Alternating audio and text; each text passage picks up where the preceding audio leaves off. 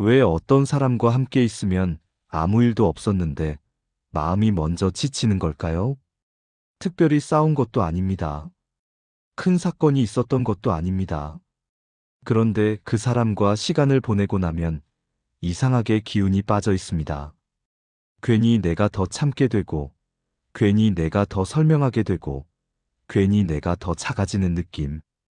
혹시 여러분도 그런 사람을 떠올리고 계신가요? 우리는 흔히 이렇게 생각합니다. 사람은 원래 다 다르니까 나이 들수록 참아야지. 관계란 게 원래 그런 거 아닐까? 그래서 참습니다. 조금 더 이해하려고 합니다. 어쩌면 내가 예민한 건 아닐까 스스로를 의심하기도 합니다. 하지만 시간이 지나고 나서야 알게 됩니다. 그 사람과의 관계가 나를 조금씩 무너뜨리고 있었다는 걸. 내 에너지를, 내 시간을, 내 마음의 평온을 빼앗아가고 있었다는 걸. 그제서야 우리는 묻습니다. 왜 그때 그 사람을 곁에 두었을까?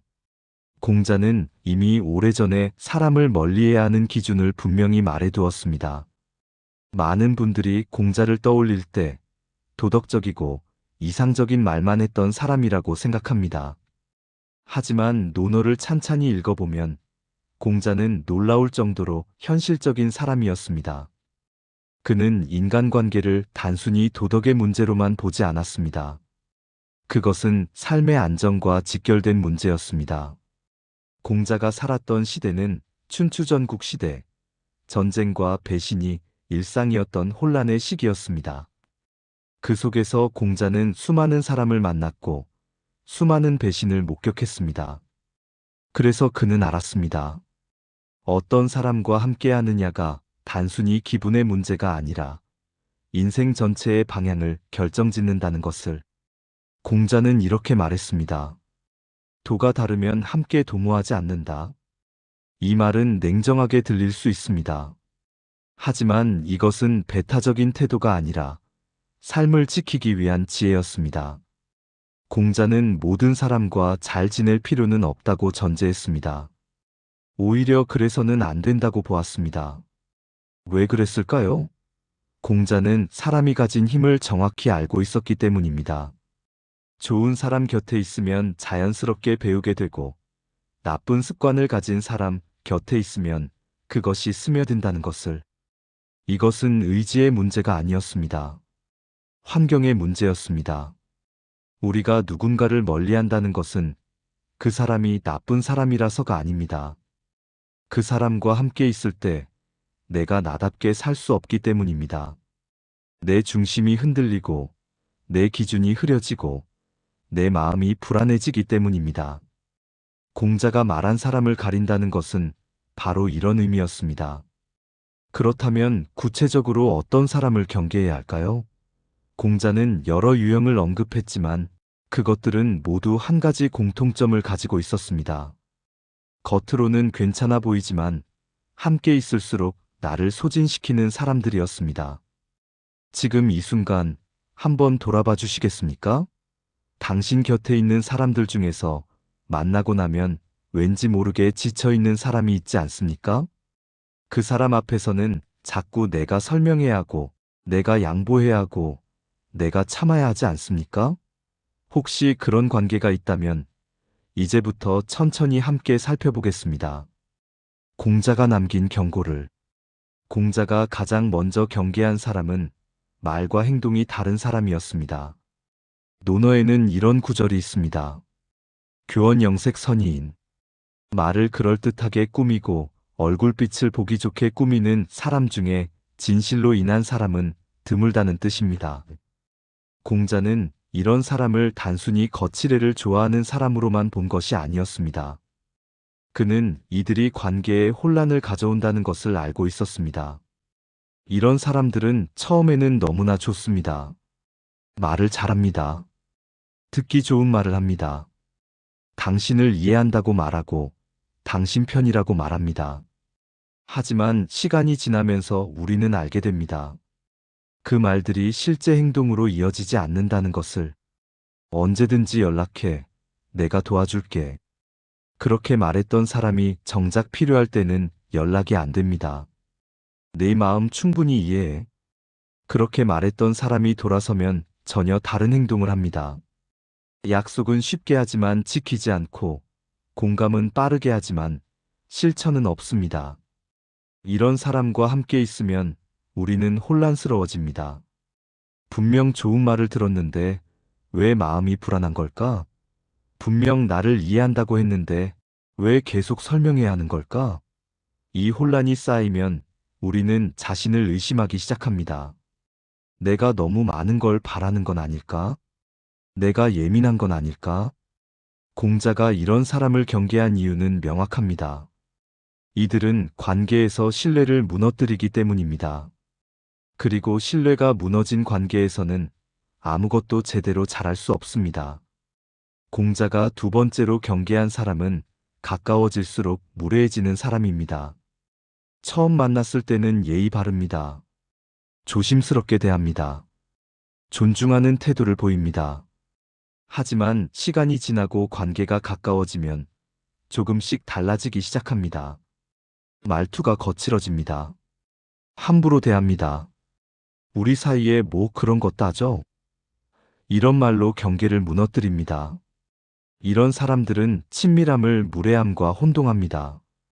가까운 사이일수록 더 배려해야 한다는 것을 모릅니다. 오히려 가까운 사이니까 대충 해도 된다고 생각합니다. 가까운 사이니까 내 감정을 그대로 쏟아내도 된다고 생각합니다. 가까운 사이니까 참아줄 거라고 생각합니다. 공자는 논어에서 이렇게 말했습니다. 교만하면 멀어진다. 이것은 단순히 자만심이 강한 사람을 뜻하는 것이 아니었습니다. 상대를 우습게 보고 관계를 당연하게 여기는 태도를 말하는 것이었습니다. 가까운 관계일수록 더 조심해야 합니다. 가족이라고, 오랜 친구라고, 편한 사이라고 해서 함부로 대해도 되는 것은 아닙니다. 오히려 그 반대입니다. 가까운 사이일수록 더 깊은 상처를 줄 수 있기 때문에 더 조심해야 합니다. 하지만 어떤 사람들은 이것을 거꾸로 생각합니다. 그들은 관계가 가까워지는 것을 일종의 면허증처럼 여깁니다. 이제는 조금 무례해도 되는 허락을 받은 것처럼 행동합니다. 약속 시간을 어겨도, 말을 함부로 해도, 배려 없이 행동해도 우리 사이에 뭐라는 말로 정당화합니다. 이런 사람 곁에 오래 있으면 어떻게 될까요? 우리는 점점 더 참게 됩니다. 참다가 지치고 지치다가 무뎌집니다. 그리고 어느 순간 깨닫습니다. 이 관계에서 나는 계속 양보하는 쪽이었다는 것을, 내 감정은 계속 뒷전이었다는 것을. 공자가 경계한 세 번째 유형은 책임은 피하고 결과는 남에게 떠넘기는 사람입니다. 이런 사람들에게는 특징이 있습니다. 일이 잘 될 때는 자기 덕분이고 일이 잘못되면 남 탓입니다. 함께 시작할 때는 적극적이지만 어려움이 생기면 슬그머니 빠져나갑니다. 결정은 같이 했지만 책임은 혼자 지게 만듭니다. 공자는 이것을 단순히 비겁함의 문제로 보지 않았습니다. 이것은 관계를 파괴하는 태도였습니다. 왜냐하면 이런 사람과 함께 있으면 모든 부담이 한쪽으로만 쏠리기 때문입니다. 함께 한다는 느낌이 아니라 혼자 짊어진다는 느낌만 남습니다. 이런 사람들은 말은 잘합니다. 같이 하자. 함께 해보자. 하지만 정작 힘든 순간이 오면 사라집니다. 그리고 나중에 다시 나타나서는 마치 자기도 함께 했던 것처럼 말합니다. 심지어 잘못된 결과에 대해서는 그때 내가 그렇게 말했잖아 라며 자신은 예견했다는 듯이 말하기도 합니다. 이런 관계가 쌓이면 어떻게 될까요? 우리는 점점 혼자가 됩니다. 곁에 사람이 있어도 결국 혼자 감당해야 한다는 것을 알기 때문에 더 이상 기대하지 않게 됩니다. 그리고 그 외로움은 조용히 깊게 쌓여갑니다. 공자가 네 번째로 경계한 사람은 기준 없이 이익만 따지는 사람입니다. 논어에는 이런 말이 있습니다. 군자는 의에 밝고 소인은 이에 박다. 군자는 옳고 그름을 따지지만 소인은 이익이 되는지 안 되는지를 먼저 따진다는 뜻입니다. 공자는 이것을 단순히 도덕적 차이로만 본 것이 아니었습니다. 이것은 관계의 본질을 드러내는 차이였습니다. 이익만 따지는 사람은 관계를 거래로 봅니다. 이 사람과 가까이 지내면 무엇을 얻을 수 있을까? 이 관계가 나에게 도움이 될까? 이런 계산이 먼저입니다. 그래서 이들은 당신이 쓸모 있을 때는 친절합니다. 도움이 필요할 때는 적극적입니다. 하지만 더 이상 얻을 것이 없다고 판단하면 태도가 달라집니다. 처음에는 알아채기 어렵습니다. 이런 사람들도 관심을 보이고 친절하게 대하고 함께 시간을 보내기 때문입니다. 하지만 시간이 지나면서 우리는 느낍니다. 이 사람은 나를 보는 게 아니라 내가 가진 것을 보고 있다는 걸. 나라는 사람이 아니라 내가 줄 수 있는 것에 관심이 있다는 걸. 이런 관계의 특징은 명확합니다. 당신이 잘 될 때는 축하해 주지만 당신이 힘들 때는 연락이 뜸해집니다. 당신이 필요할 때는 바쁘다고 하지만 그 사람이 필요할 때는 당연하다는 듯이 요청합니다. 그리고 당신이 더 이상 도움을 줄 수 없는 상황이 되면 관계는 자연스럽게 멀어집니다. 공자가 이런 사람을 경계한 이유는 분명합니다. 이들과의 관계에서는 진심이 자랄 수 없기 때문입니다. 계산이 있는 곳에는 신뢰가 뿌리내릴 수 없습니다. 그리고 신뢰가 없는 관계는 아무리 오래 이어져도 결국 공허합니다. 공자가 5번째로 경계한 사람은 남의 불행을 가볍게 여기는 사람입니다. 이런 사람들은 당신이 힘든 이야기를 꺼낼 때 이렇게 말합니다. 그 정도는 누구나 겪는 거야. 별일 아니네. 생각을 바꾸면 돼. 당신의 아픔을 들으려 하지 않고 빨리 정리하려고 합니다. 위로가 아니라 충고를 하고 공감이 아니라 해결책을 제시합니다. 더 문제인 것은 이들이 자신은 그렇게 행동하면서도 자기 일에는 전혀 다른 기준을 적용한다는 점입니다. 자신의 어려움은 크게 말하고 남의 어려움은 작게 봅니다. 자신의 감정은 소중하게 다루지만 남의 감정은 예민하다고 치부합니다. 공자는 이런 태도를 설하는 개념으로 설명했습니다. 선은 자기 마음을 미루어 남의 마음을 헤아리는 것입니다. 자신이 싫어하는 것을 남에게 하지 않는 것입니다. 하지만 남의 불행을 가볍게 여기는 사람들은 이 서가 없습니다. 자기 기준으로만 세상을 보고 자기 경험으로만 남을 평가합니다. 이런 사람 곁에 오래 있으면 어떻게 될까요? 우리는 점점 말을 아끼게 됩니다. 어차피 이해받지 못할 거라는 걸 알기 때문에 힘든 이야기를 꺼내지 않습니다. 그러다 보면 관계는 겉으로만 유지됩니다. 깊은 대화는 사라지고 형식적인 안부만 남습니다. 그리고 우리는 외롭습니다. 사람들 속에 있어도 정작 내 마음을 나눌 사람이 없다는 외로움. 이것은 혼자 있는 것보다 더 깊은 외로움입니다. 공자가 마지막으로 경계한 사람은 항상 남을 평가하지만 자신은 돌아보지 않는 사람입니다. 이런 사람들은 다른 사람의 잘못은 금방 봅니다. 누가 무엇을 잘못했는지, 누구의 문제 때문에 일이 안 풀렸는지 정확하게 지적합니다. 하지만 자신의 잘못에 대해서는 놀라울 정도로 둔감합니다. 변명을 늘어놓거나 상황 탓을 하거나 아예 인정하지 않습니다. 공자는 이렇게 말했습니다. 자신의 허물을 보지 못하고 안으로 스스로를 탓하지 않는다면 나는 그런 사람을 어쩔 도리가 없다. 이 말은 단순히 반성하지 않는 사람을 비판한 것이 아니었습니다.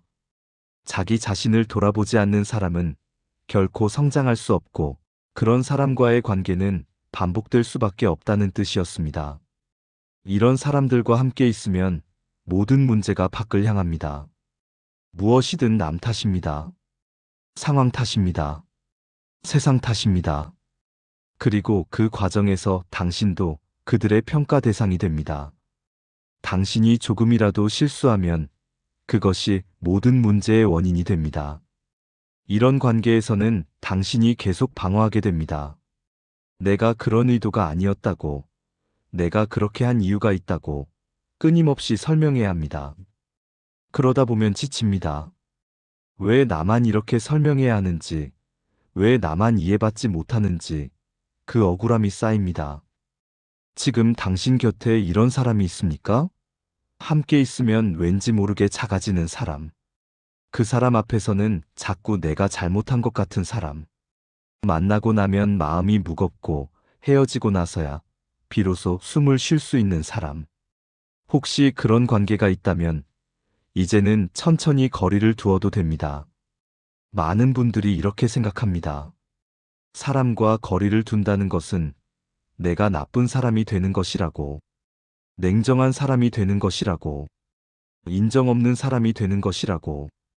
그래서 참습니다. 조금 더 이해하려고 합니다.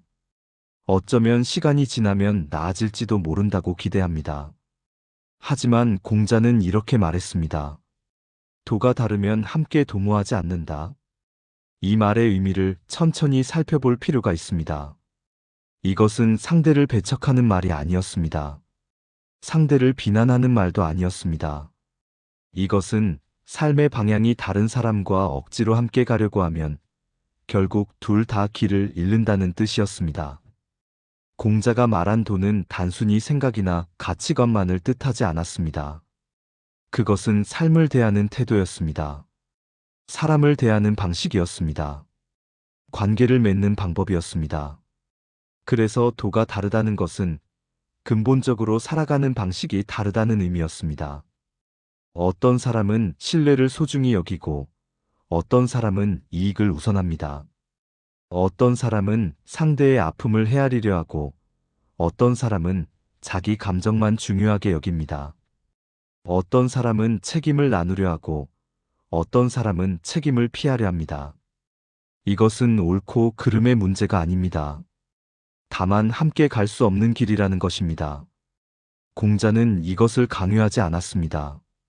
상대를 바꾸려 하지도 않았습니다. 다만 분명히 알았습니다. 길이 다른 사람과 억지로 함께 가면 결국 누군가는 자신을 잃게 된다는 것을. 그래서 그는 말했습니다. 함께하지 않아도 된다고. 그것이 때로는 서로를 위한 배려라고. 우리는 종종 착각합니다. 모든 관계를 지켜야 한다고. 한번 맺은 인연은 끝까지 가야 한다고. 하지만 공자가 말한 군자의 태도는 달랐습니다. 군자는 관계를 억지로 붙들지 않았습니다. 자신을 해치는 관계에서는 물러날 줄 알았습니다. 그것이 나약함이 아니라 지혜라는 것을 알았습니다. 멀어진다는 것은 미워한다는 뜻이 아닙니다. 상대를 나쁘게 본다는 뜻도 아닙니다. 다만 이제는 다른 길을 가겠다는 의미입니다. 더 이상 내 에너지를 소진시키지 않겠다는 선택입니다. 나를 작게 만드는 관계에서 벗어나겠다는 결단입니다. 어떤 분들은 이렇게 물으실 수 있습니다. 그럼 모든 불편한 관계를 다 끊으라는 말인가요? 아닙니다. 공자는 모든 관계를 끊으라고 말하지 않았습니다. 불편함과 해로움은 다릅니다. 불편한 관계는 때로 우리를 성장시킵니다. 다른 관점을 보게 하고 나를 돌아보게 합니다. 하지만 해로운 관계는 다릅니다. 그것은 우리를 소진시키고 무너뜨리고 조금씩 망가뜨립니다. 공자가 경계하라고 했던 사람들을 다시 떠올려 보십시오. 말과 행동이 다른 사람, 가까워질수록 무례해지는 사람, 책임은 피하고 결과는 떠넘기는 사람, 이익만 따지는 사람, 남의 불행을 가볍게 여기는 사람, 자신은 돌아보지 않으면서 남만 평가하는 사람. 이들의 공통점은 무엇입니까? 이들은 모두 관계에서 당신의 에너지를 빼앗아 갑니다. 당신을 조금씩 지치게 만듭니다. 함께 있을수록 당신은 작아지고 불안해지고 스스로를 의심하게 됩니다. 이것이 바로 공자가 경계하라고 했던 이유입니다. 공자가 말한 지혜는 사람을 많이 아는 것이 아니라 함께하지 말아야 할 사람을 알아보는 능력이었습니다. 모든 사람에게 좋은 사람이 되려고 하지 않는 용기였습니다. 때로는 관계를 정리하는 것이 나를 지키는 가장 확실한 방법이라는 것을 아는 지혜였습니다. 이제 우리는 알아야 합니다. 나이가 들수록 중요한 것은 사람을 많이 만나는 것이 아니라 나를 지켜주는 사람들과 함께하는 것이라는 걸. 모든 인연을 붙들고 가는 것이 아니라 나를 나답게 살 수 있게 해주는 관계를 소중히 하는 것이라는 걸. 멀어진다는 것은 포기가 아닙니다. 그것은 선택입니다. 나를 해치는 것으로부터 나를 지키는 선택입니다. 더 이상 설명하지 않아도 되는 관계, 함께 있어도 편안한 사람, 서로를 있는 그대로 존중하는 관계. 그런 관계를 위해 공간을 만드는 것입니다. 공자는 2500년 전에 이미 알고 있었습니다. 인생에서 가장 중요한 것은 어떤 사람과 함께 가느냐라는 것을. 그리고 때로는 함께하지 않는 것이 서로를 위한 최선의 선택이라는 것을. 지금 당신 곁에 있는 사람 중 조용히 거리를 두어야 할 사람은 누구입니까?